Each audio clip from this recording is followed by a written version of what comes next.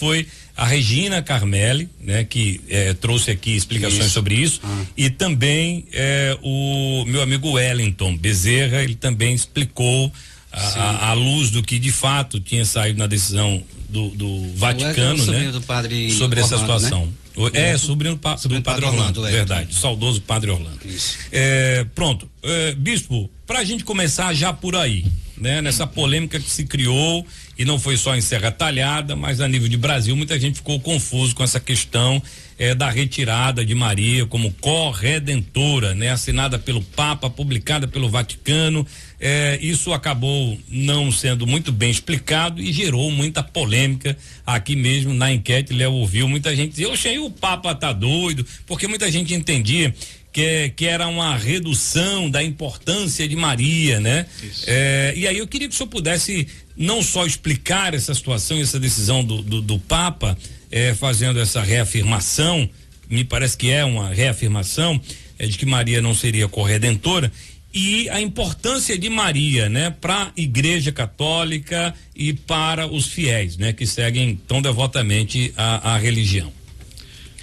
Então, é de fato algo muito importante. Eu agradeço novamente a oportunidade para esclarecer isso, que de fato foi um tumulto muito grande, sem necessidade, porque a igreja, ela é responsável, né? O Papa é muito responsável, tem que ser, é a obrigação no papel dele. Ele representa todos os cristãos, sobretudo os católicos, né, no mundo inteiro. Essa questão da Maria como corredentora já apareceu no Concílio Vaticano II, na década de 60. E ali cerca de 300 bispos, pelo menos, pediram ao Papa, que era o Concílio Vaticano II, imagina vocês, 2.000, quase 3.000 bispos do mundo inteiro. Só do Brasil, o governo brasileiro patrocinou um avião para levar os bispos, que era um grupo grande. Então imagine os senhores e as senhoras que nos escutam. E aí lá eles trataram da questão da liturgia. Nós celebramos hoje diferente para o povo, na língua vernácula, quer dizer, na língua de cada povo, como consequência do Concílio Vaticano II. O pessoal mais antigo se recorda em que todas as vezes a missa é celebrada em latim, e o pessoal não entendia nada da língua latina. Com todo respeito, todo amor que a gente tem o latim, mas eu mesmo não sei. Então como é que eu vou celebrar uma missa dizendo erradamente as palavras? Eu não vou ser responsável, eu não celebro, nem autorizo nem o bispo, nem o padre da minha diocese fazê-lo, a não ser se ele provar que sabe falar, a não ser que a gente determine uma igreja, não pode ser todas as missas, é uma igreja só que vai ter esse direito, um padre que vai ter essa missão. E aí eu tenho que pedir, inclusive hoje, pelo documento do Papa Francisco, pedir licença à Santa Sé, imagine, porque de fato houve abuso. Quando o Papa Bento XVI autorizou isso, ele autorizou como uma forma de dar um abraço, uma chance àqueles que estavam também se afastando da igreja. Então ele autorizou, mas com muitos critérios. E o Papa Francisco fortaleceu ainda mais os critérios, ampliou. Mas muita gente abusou. Ele não só queria a missa como era de jeito antigo, mas queria negar o Concílio Vaticano II. Ora, a gente não pode negar um concílio, minha gente. Estamos celebrando agora o grande concílio de Niceia, né, onde se proclamou muitos dogmas da igreja, e a gente então, todos os concílios vêm numa sequência muito importante. O Papa está lá visitando os lugares onde aconteceu esse grande concílio, né, um dos primeiros da igreja. Ele está no Líbano, está naquela região ali toda. Ontem eu vi no avião ele, nas filmagens dele chegando, sendo saudado pelo presidente, etc. E vai confirmar a beleza daquele concílio, que oportunamente bem a gente pode vir aqui para falar desse concílio sobre, sim, né? Sim. Então a responsabilidade da igreja é grande. Existe na igreja o que nós chamamos de departamento, mas chamamos de dicastérios. Antigamente era congregação, mas para não confundir com as congregações religiosas, onde celebramos Nossa Senhora das Graças, está muito ligado às irmãs daqui, né? As irmãs da caridade. Isso. Inclusive celebramos também lá com o padre Jorge Dias, a igreja lotada do Bom Jesus. Parabéns para Jorge Josias, trouxe a equipe de celebração, os pastorais de movimentos, os coroinhas, muito inteligentes, muito atentos. E quando o bicho chega, tem que levar a mitra, porque eles querem trabalhar. Né? Eles querem trabalhar. Então, para dizer que é uma coisa muito séria isso. Então, esses bichos queriam que o Papa proclamasse como dogma O Papa é assessorado pelos teólogos, obviamente, né? Pessoas que estudaram profundamente avaliaram que não era o caso, porque poderia colocar Nossa Senhora em pé de igualdade com o filho dela. Ontem até explicava na igreja, eu digo, veja bem, quem foi que transformou a água em vinho? Foi Maria ou foi Jesus? Nós sabemos a resposta. Então, ela não é Deus, ela não tem poder. Pazezinho é um grande catequista, fez aquele hino belíssimo, como é bonito uma religião, que se lembra da mãe de Jesus. Ela não é Deus, ela não é mais do que Deus, mas depois de Jesus, ninguém é maior. Então, veja bem, a igreja nunca tirou o lugar de Nossa Senhora, nem pode tirar. Porém, o documento se chama, feito por essa equipe que assessora o Papa, se chama Mater Populi Fidelis, Maria, a mãe do povo fiel. Esse é um grande título para Nossa Senhora.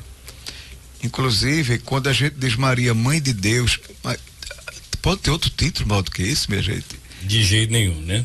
Então, veja bem, é uma polêmica desnecessária, fruto da ignorância e fruto de algumas pessoas, eu não quero julgar, mas posso até estar errando, mas algumas pessoas querem complicar, desacreditar a igreja. Isso me deixa triste, porque acontece até com muitos leigos comprometidos, né? Que estão sempre comungando, estão sempre no pé do padre se confessando, mas eu quero ver e eu aconselho você a confessar esse pecado.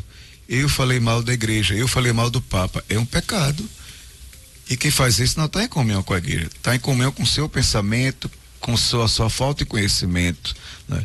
Porque é importante por isso eu fico muito feliz, agradeço o coração, esse espaço que vocês estão me dando para esclarecer. Então, Maria é chamada Mãe de Deus e foi proclamado num concílio. No caso, reconhecendo como Maria é a mãe de Cristo, e Cristo é Deus. Maria não é mãe só de uma parte de Jesus, é mãe do todo filho dela humano, mas ele é divino, é Deus, né? Então, se ela deu a luz a ele, é mãe, né? Agora, ela ser corredentora, aí vamos devagar. Mas, bispo, ela não estava aos pés da cruz sofrendo com ele, sim. Mas ela não recebeu, ela não foi crucificada, meu irmão. Ela não foi crucificada, quem foi ele.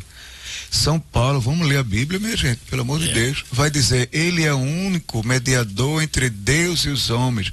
Então eu vou negar até também os documentos das cartas de Paulo. E é justamente com essa fala, bispo, que se o senhor puder, naturalmente, o tempo que o senhor tem de experiência, de estudos, em relação à religião, né, católica, muita gente confunde, principalmente essa questão da adoração, né?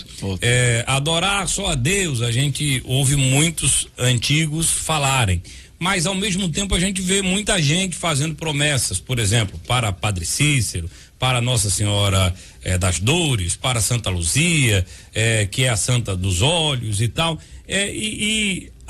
até onde, né? Existe uma relação verdadeira aos olhos da Igreja Católica nessa intercessão desses santos, né? E da condição, né? Desses santos realizarem milagres, porque muita gente acredita, às vezes eu fico com essa impressão que muita gente acredita mais em Padre Cícero do que em Jesus Cristo, né? E aí isso causa uma confusão danada, porque uma hora a igreja diz, olha, a gente só deve adorar a Deus, mas os fiéis, vez ou outra, tá adorando os santos, né? Queria que o senhor pudesse explicar um pouco disso também pra gente. A coisa é tão séria que tem alguém que vai lá, o Padre Cícero, e diz, olha, a Santíssima Trindade, Padre Cícero também tá nela. Não pode, né? Nossa Senhora também tá nela, não pode, é o Pai, o Filho e o Espírito Santo. Perfeito. Então a catequese tem que ser bem feita.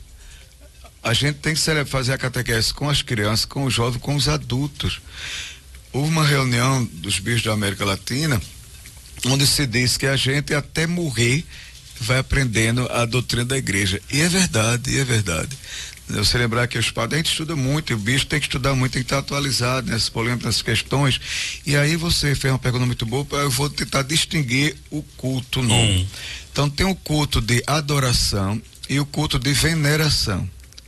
O culto de adoração, então vem do grego essa expressão, né? É o culto de latria. adoração em grego latria. Daí a palavra idolatria.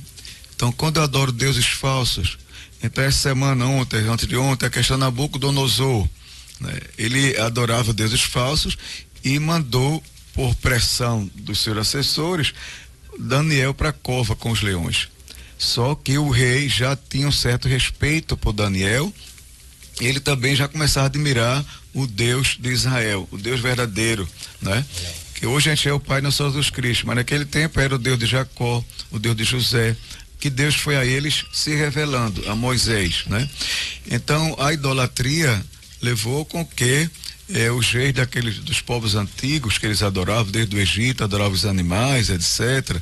Né? E aí o que aconteceu? Foram pelo caminho errado. Contudo, aqui e acolá tinha um rei desse que começava a refletir. Uns inteligentes, iam percebendo que ali a coisa não estava completa. Então, o culto de latria, de adoração só a Deus, só a Santíssima Trindade. E os santos, é o culto de dulia, quer dizer veneração. Então, eu não adoro a Virgem Maria, eu amo a Virgem Maria, porque imagine se minha mãe é importante, a vossa mãe é importante, imagina a mãe do Filho de Deus, pelo amor de Deus, né? De fato, ela merece todo o carinho, todo o amor, mas ela não é deusa.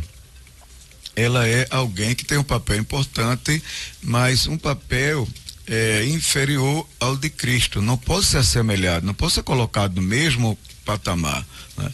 Ela intercede, ela pede. E a gente pode pedir aos santos, e deve pedir também, são intercessores.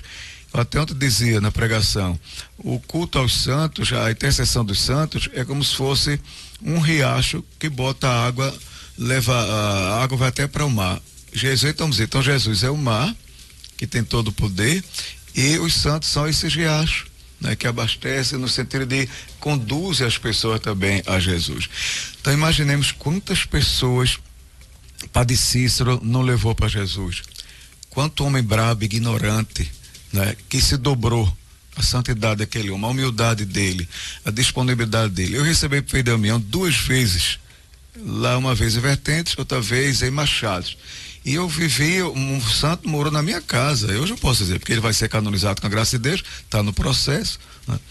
E eu recebi aquele homem, eu ficava assim parado, assim, meu Deus do céu, aquele homem com o pescoço lá na barriga, de tanto ficar sentado, confessando, se desgastando como uma vela. Né? Juntava muita gente. E o povo via. Eu vou contar 2 exemplos para vocês, mas eu volto para o assunto, e sem sair do assunto. Certa vez eu recebi em Vertentes, foi Vertente Machado. Em Vertente tinha um senhor, gerente do Banco do Nordeste, era do Brasil, agora esqueço, do Bandep naquele tempo. E ele então comprou um carro. Ele disse, Dom Macedo, eu soube que o senhor vai trazer Frei Damião. Quando ele vier, se o senhor precisar dele para deslocar para algum lugar, o senhor autoriza que eu faça? Pô, como assim? Por quê? Não, porque eu quero agradecer a Deus e eu quero me dedicar a esse homem. O dia que ele estiver aqui, é uma forma de agradecer a Deus porque eu comprei o meu carro. Eu digo, você tem todo o direito, eu fico feliz por isso também. E Frei Deão vai ficar também, Damião. Rapaz, no meio do caminho que a gente ia para Frei Miguelinho, o carro, a lâmpada deu sinal que estava falhando, não só, mas estava aquecido. Né? Estava aquecido, é como se estivesse sem água. Sem água. Então eu disse, alguém olhou para mim e pensou, oxe, está havendo um problema, um carro novo. E parou assim próximo a uma casa. Naquela casa, um jovem da casa, cuja mãe estava doente, ele estava sabendo que eu ia passar por ali, obviamente, para chegar em Frei Miguelinho, e ele gritou lá do mato, quem está aí dirigindo isso? É o Padre Macedo, está aqui com o Frei Damião. Frei Damião, ô padre, eu posso levar minha mãe para dar, Frei Damião dar a bênção, que ela está muito doente, traga aqui. Ele trouxe, Frei Damião deu a bênção. Aí eu disse, olha, aqui tem coisa. Meu filho, liga o carro de novo. Quando ligou, o carro funcionou. O carro funcionou.